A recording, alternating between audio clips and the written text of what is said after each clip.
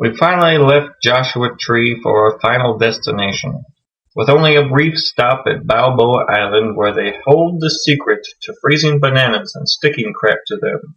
We ended up in Long Beach Harbor, where we ate at a famous shrimp restaurant. But more famous than that was the final resting place of the RMS Titanic, the story of which we found surprising. Hey everybody, Jason here. Just hanging out with the Titanic ship. We got a room for the night. Everybody thinks the Titanic is still at the bottom of the ocean, but it turns out that James Cameron, when he was researching the movie, he went down there and found it, and then he sent Bill Paxton down to pull it up with his bare hands. And now here it is, hotel and resort, the Titanic. As we toured the decks of endless hallways and gift shops, we were in awe of the history that we came across, including the safe that Billy Zane used in the movie to hold the fancy necklace that was thrown into the bottom of the ocean.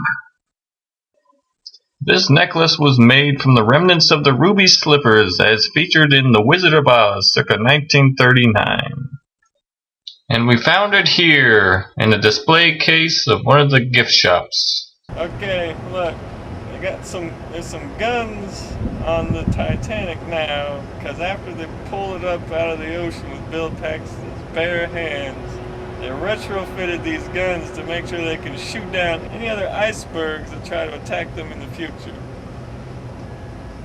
Alright everybody, I'm standing on the bow of the Titanic, and anybody that knows anything knows that this is where Leonardo DiCaprio and Kate Winslow stood in their little King of the World thing. So as you can see, it's not actually designed like that, so it's one of those inaccuracies that James Cameron messed up on. Alright, hanging out in the Captain's Arcade here. This is where the captain would come to unwind on the Titanic.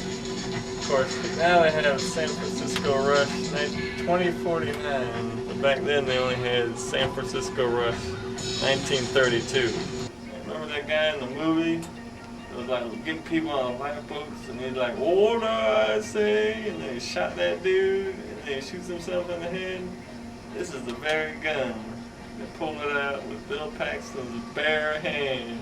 Look, this is a DDR machine, but the cool thing about this is the actual one that Kate Winslow used to practice doing that Irish jig for that scene in the movie. Just like this.